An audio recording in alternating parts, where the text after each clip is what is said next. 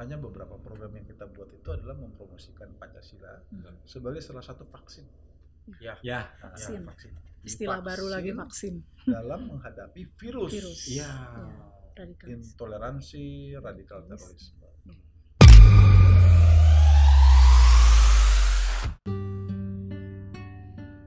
Indonesia,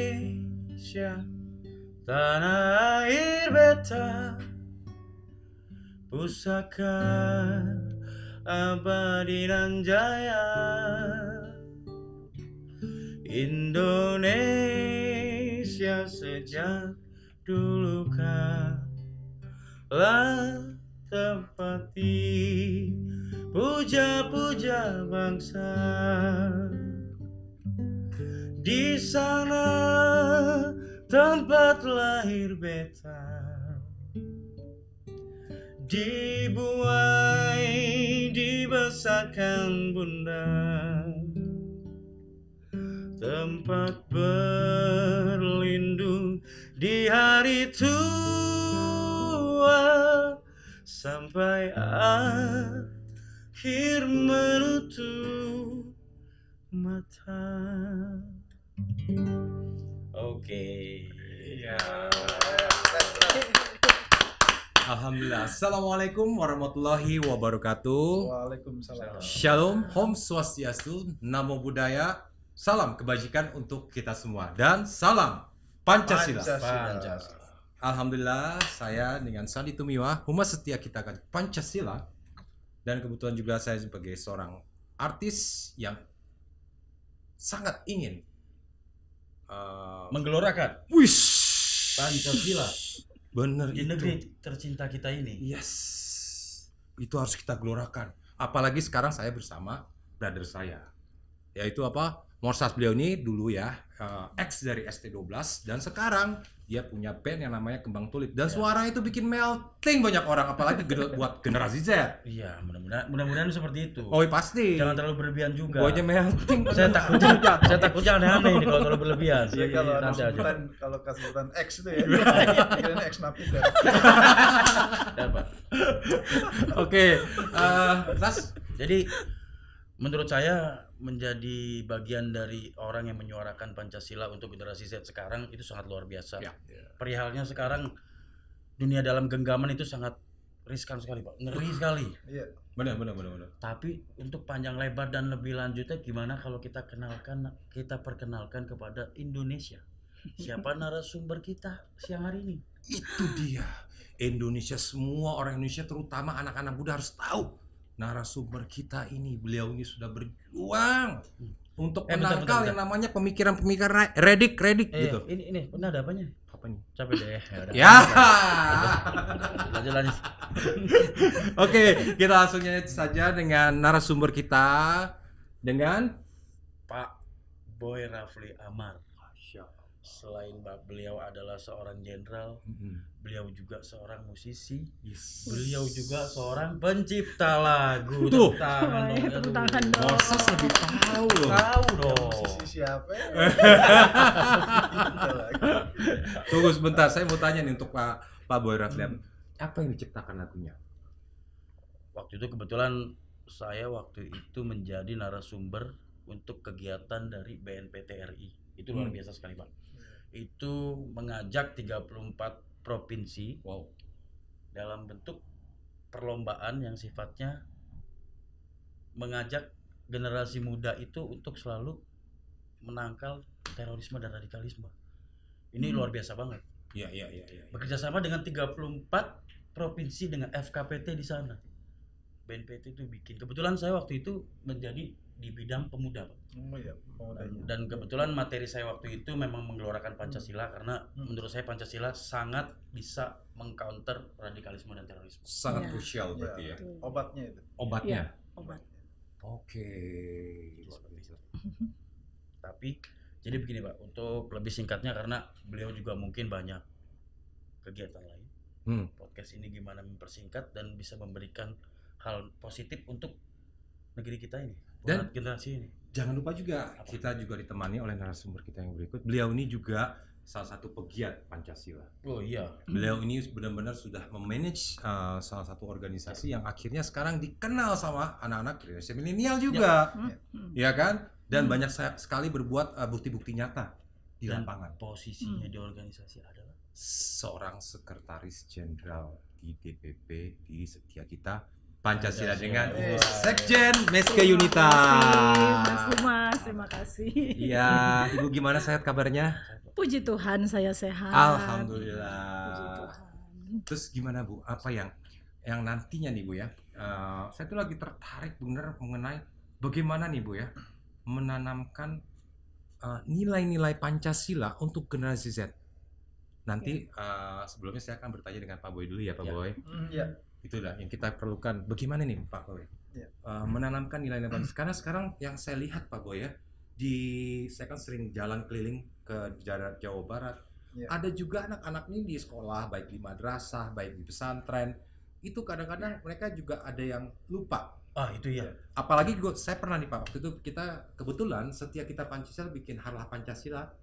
Ya kan? Kita mulai membuat sejarah di Bandung. Waktu itu saya ketemu sama pengamen-pengamen nih Pak. Kan nyanyi-nyanyi, abis itu saya tanya tentang Pancasila. Ada yang lupa Pak. Sedih banget itu Pak. Itu pengamen. Kemarin di beberapa provinsi ada. Itu ada beberapa mahasiswa dan pelajar. Saya tanya masalah Pancasila, sila keempat dan 5, mereka nggak hafal. Itu riskan sekali menurut saya. Itu kalau sampai nggak hafal Pancasila, itu ideologi bagaimana mengamalkan ya? Iya, itu ideologi nggak benar. Itu dia gimana mengamalkannya. Ya. Pak izin Pak, mungkin arahan dari Bapak. Jadi gini, Pancasila itu keren. Keren banget. Keren. Jadi hasil dari penggalian akar budaya bangsa kita oleh para perumusnya.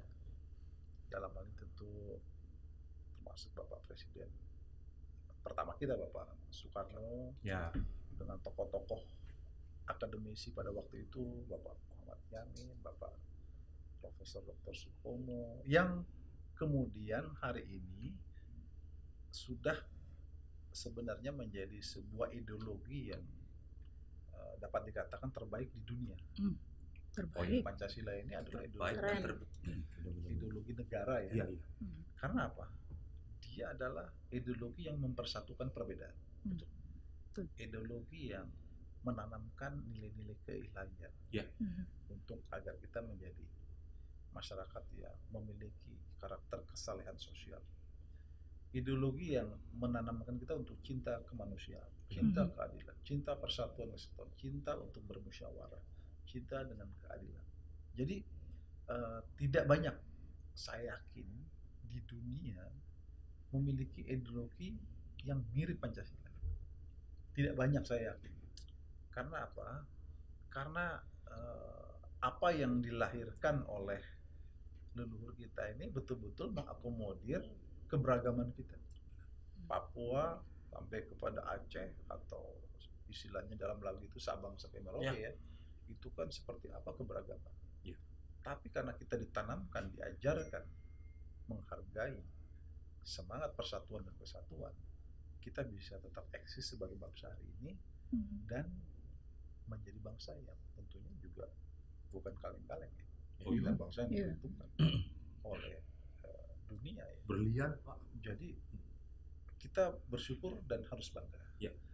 Persoalannya sampai seberapa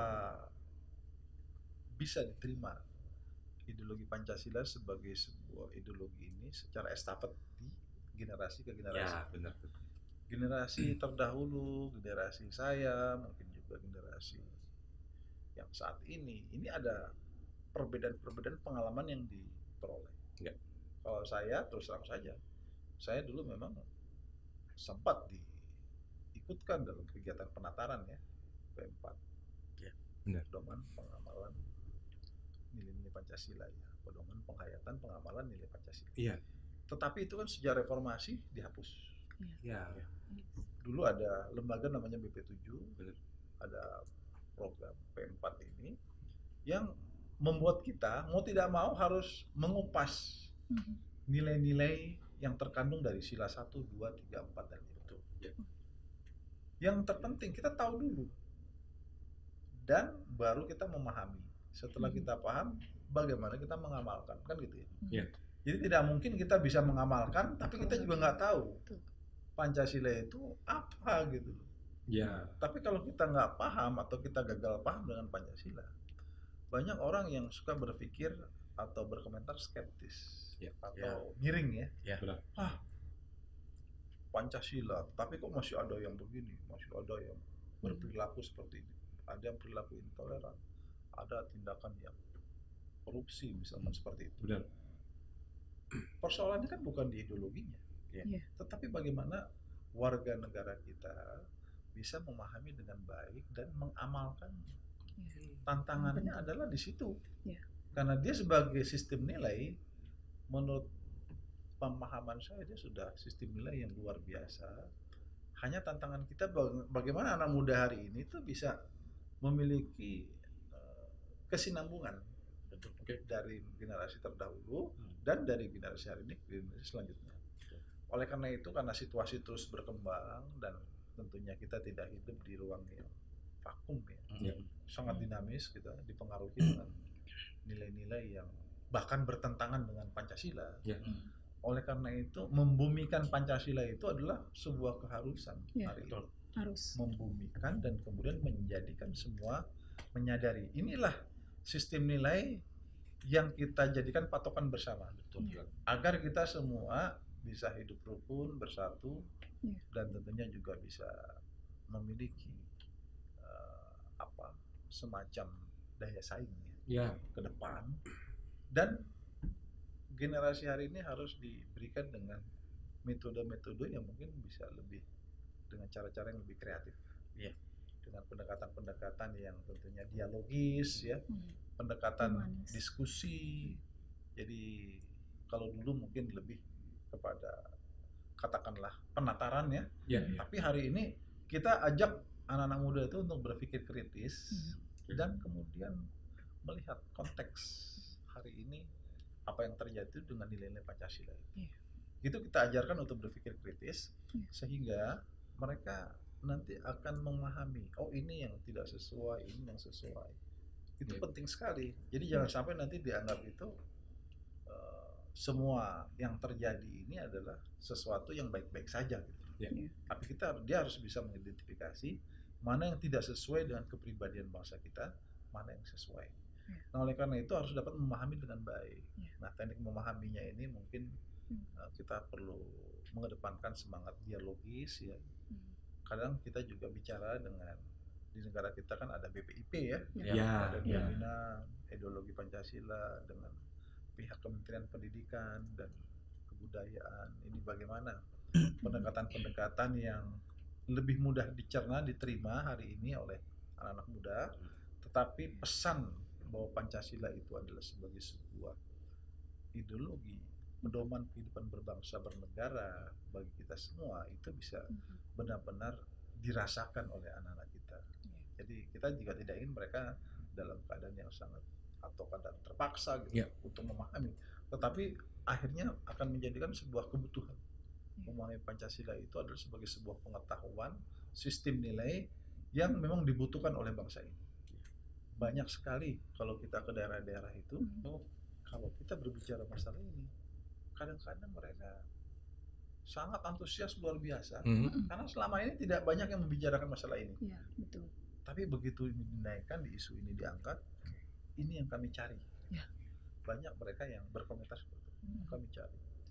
Karena Indonesia ini mungkin kurangnya giat, ya makanya sekarang lagi digalakan lagi ya supaya menggelora ya. Ya ini makanya dengan adanya Badan Pembinaan Ideologi Pancasila, kita semua kami juga mempromosikan. Betul. Jadi salah satu program kita itu dari 5 program kan kita sebut sebagai revitalisasi nilai-nilai Pancasila. Itu adalah bagaimana kita bersama dengan seluruh elemen bangsa melakukan penguatan terhadap sistem ideologi negara kita Pancasila. Makanya beberapa program yang kita buat itu adalah mempromosikan Pancasila sebagai salah satu vaksin. Vaksin. Istilah baru lagi, vaksin. Dalam menghadapi virus.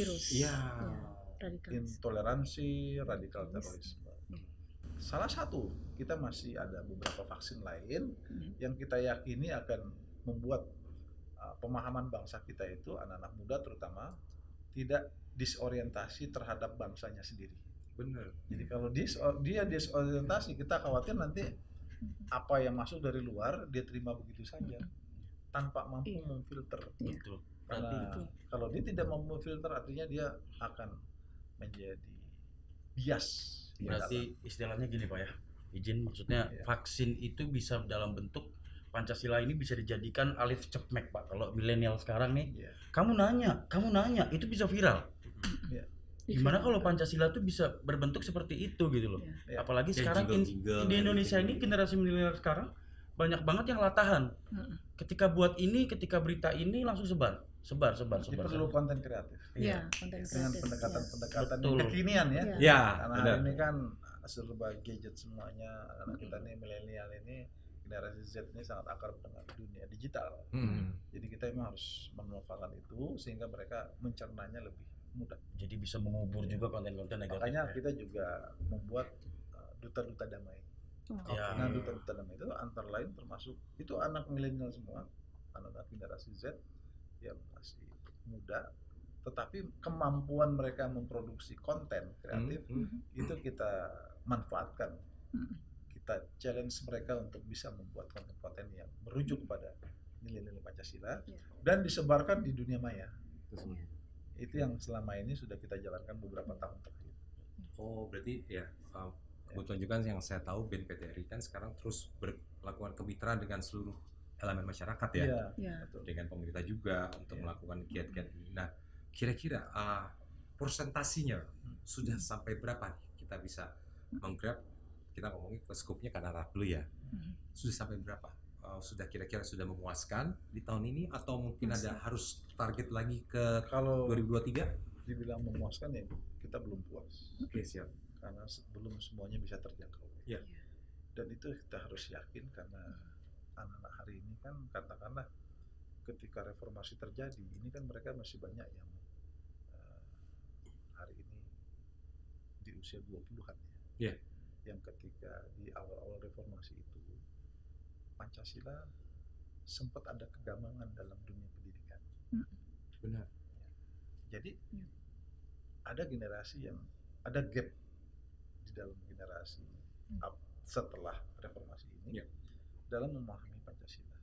Ya inilah yang harus menjadi tantangan kita untuk kita bagaimana terus membuat suatu modul-modul yang mudah dicerna oleh anak-anak muda dan sekaligus mereka pada akhirnya bangkit mencintai sistem nilai yang dimiliki oleh bangsa ini. Jadi salah satunya memfasilitasi mereka, mensupport mereka untuk mereka bisa mengalihkan ya, jadi ke hal yang positif ya. Itu tantangan dunia pendidikan ya. Karena ini bagian dari national character building. Ya benar. Jadi kalau character building tidak memasukkan sistem nilai yang terkandung dalam Pancasila, tentu inilah sesuatu yang perlu kita evaluasi.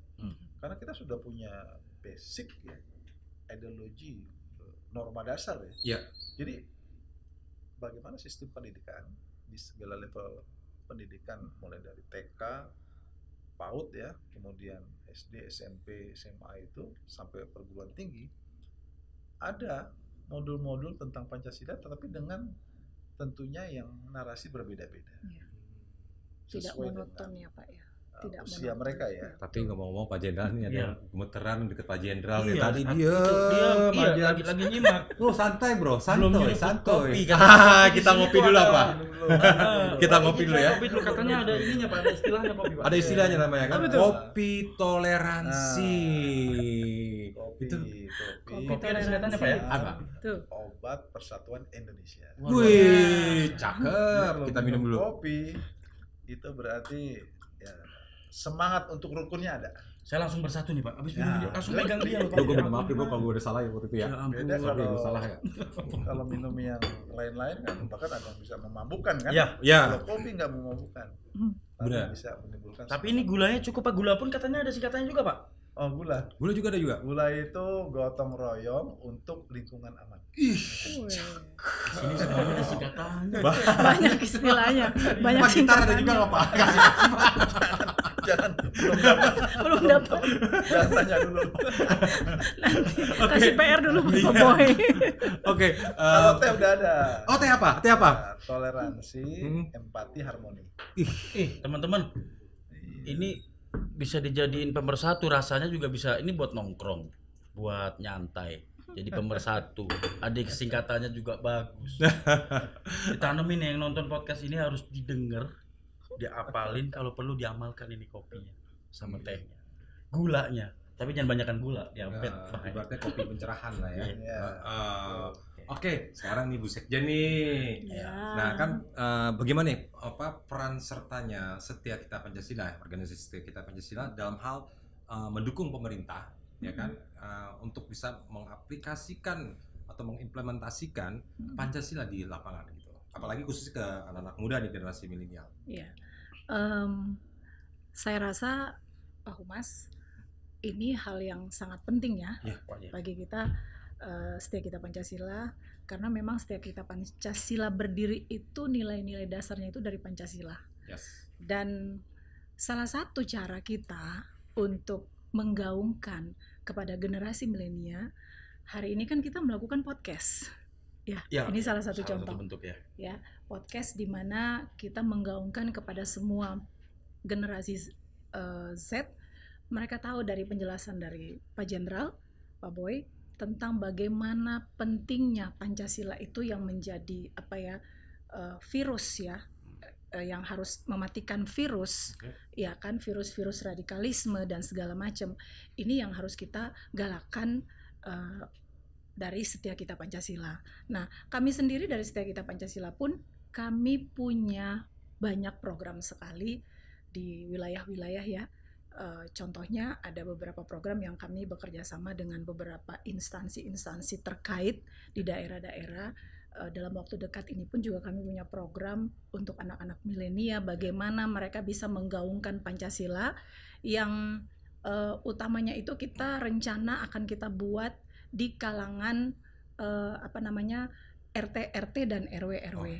Ya, itu juga sudah dalam proses proposal dan sudah siap matang, tinggal kita mau launching. Dan ini juga kita akan bicarakan juga dengan BPIP dan daerah-daerah, wilayah-wilayah yang dimana ada Setia Kita Pancasila.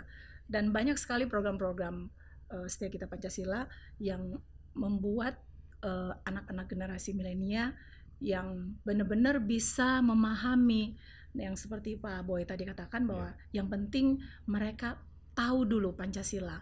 Ya, kita dalam waktu dekat ini mungkin kita akan buat lagi lomba di mana lomba kreativitas anak-anak. Ya kan, kreativitas anak-anak itu bagaimana dia bisa membuat Pancasila itu bisa diterima ya di kalangan masyarakat dan terlebih juga di kalangan keluarga. Kadang-kadang gini, di dalam keluarga sendiri itu ada orang tua mungkin yang tidak menghafal Pancasila. Ada ya, anaknya pintar tapi ada orang tuanya yang nggak bisa menghafal Pancasila. Saya punya contoh saya beberapa tahun lalu itu ada teman saya ngobrol-ngobrol dengan dia. Memang saat itu SKP sudah berdiri. Saya tanya sama dia, kamu itu asli orang mana? Orang Indonesia. Oh oke. Nah, untuk menghafal Pancasila, sila pertama sampai sila kelima itu masih belum sempurna.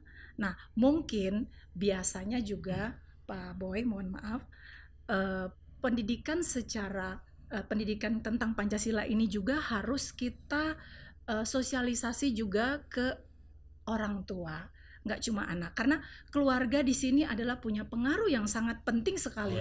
Bagaimana anak bisa tahu Pancasila kalau orang tuanya sendiri yang nggak tahu Pancasila, ya kan? Bagaimana orang tua sendiri mau mengamalkan Pancasila dalam kehidupan dia, ya? Dan bagaimana orang tua itu dia bisa bilang bahwa ketika anaknya melihat konten-konten yang di dalam handphone, bagaimana orang tua bisa memprotek anak tersebut kalau dia sendiri tidak paham tentang Pancasila. Makanya hadirnya Setia Kita Pancasila mungkin dalam waktu dekat kita akan membuat program yang mengarah ke orang tua supaya orang tua bisa paham betul, dan artinya ketika sebelum dia keluar, dia tahu dulu dalam keluarga. Misalkan orang tua harus memberikan pemahaman tentang bagaimana sih agama yang benar, ya. Misalkan beribadah yang benar seperti apa. Ya kan, karena kalau misalkan kadang-kadang anak yang dia beragama, dia beribadah tetapi mungkin kurang pemahaman dari orang tua kepada anak, itu yang membuat anak bisa terpapar radikalisme. Dan kemudian juga kalau dari orang tua, biasanya kadang-kadang di rumah itu kita orang tua yang sudah sibuk dengan aktivitas, sibuk dengan pekerjaan, pulang sampai larut malam, kita lupa anak kita di rumah. Yang anak kita itu nanti akan bertumbuh menjadi generasi Z.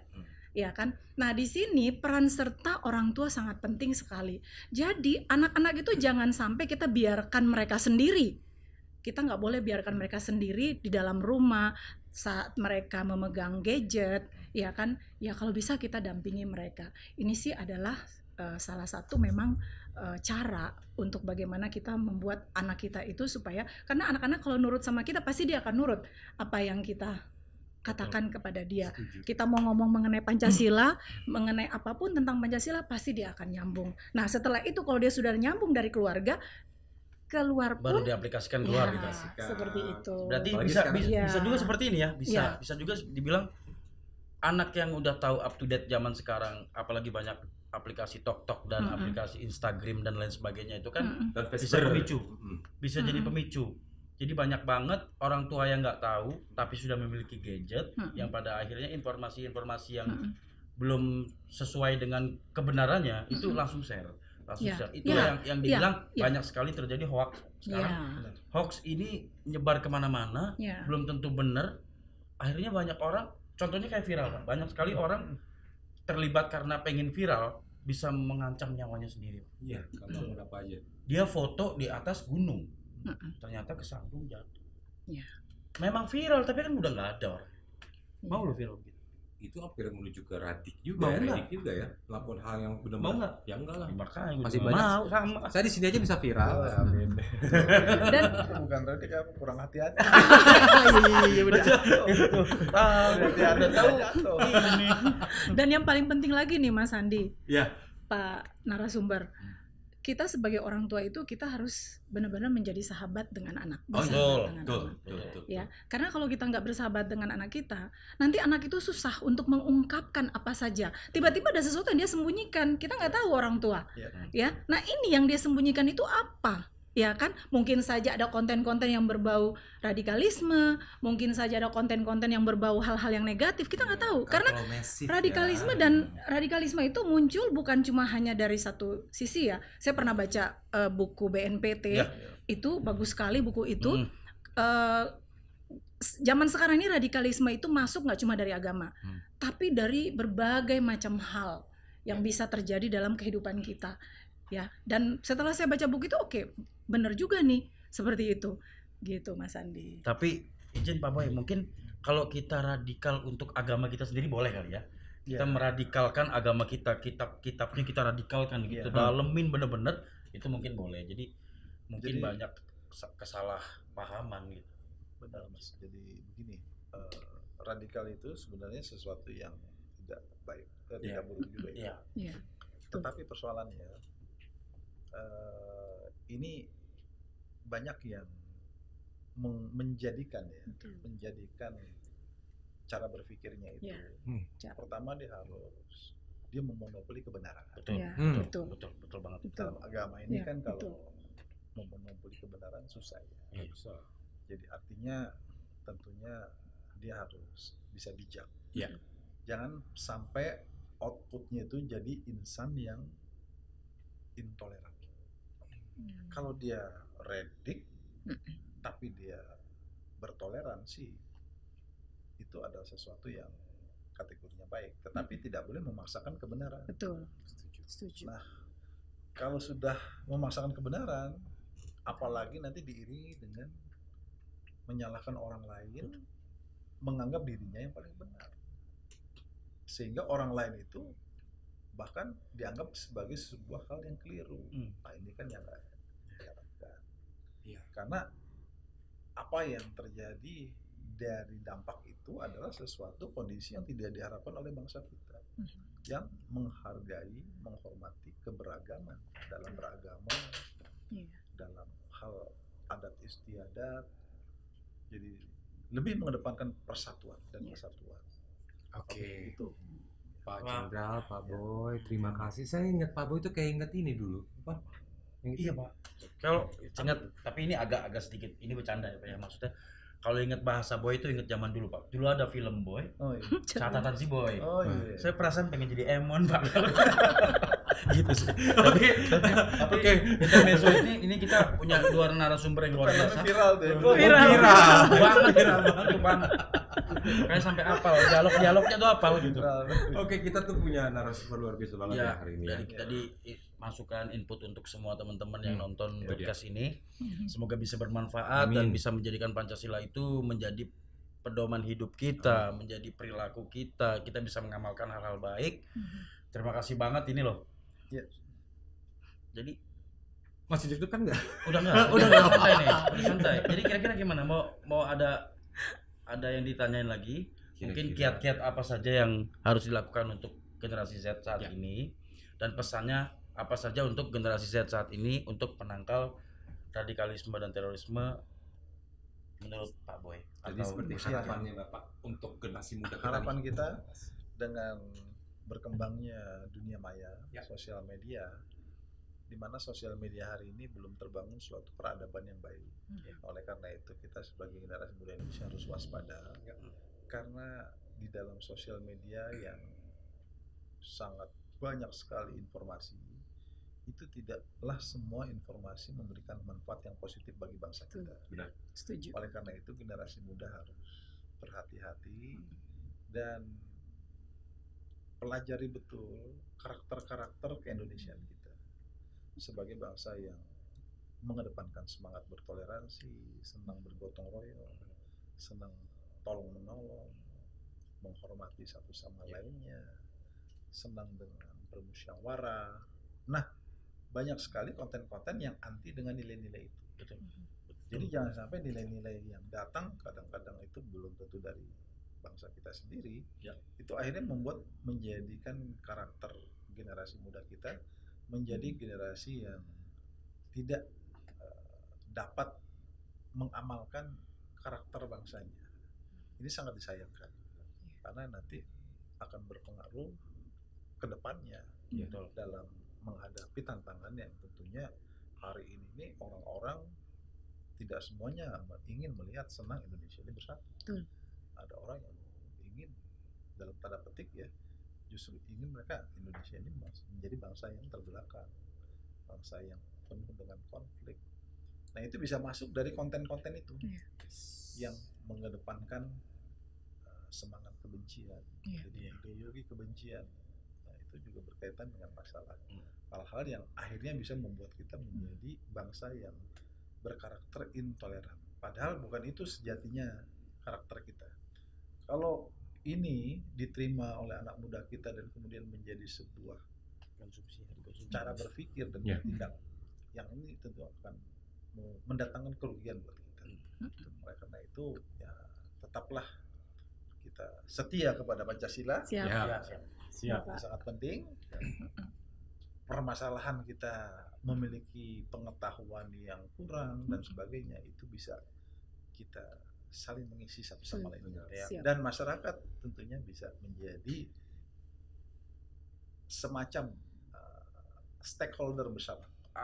Mantap. Pancasila ini harus menjadi sebuah way of life dalam kehidupan berbangsa bernegara, menjadi karakter kita, karena di sana ada unsur-unsur karakter yang sangat mulia yang kaitan dengan agama, adat istiadat, semangat persatuan dan kesatuan yang tentunya itulah akan menjadi keunggulan bangsa Indonesia. Amin. Nah, oke. Itu berarti tanggapan dan pesan dari Pak Boy Rafli Amar selaku pemimpin di lembaga BNPT ini. Semoga menjadi manfaat untuk teman-teman semuanya. Mungkin kiat-kiat yang singkat padat dari Ibu Sekjen Setia Kita Pancasila bisa diutarakan untuk teman-teman bagaimana menanggapi, bagaimana mengcounter radikalisme dan terorisme. bagaimana menanamkan ideologi Pancasila untuk anak-anak. Singkat, padat.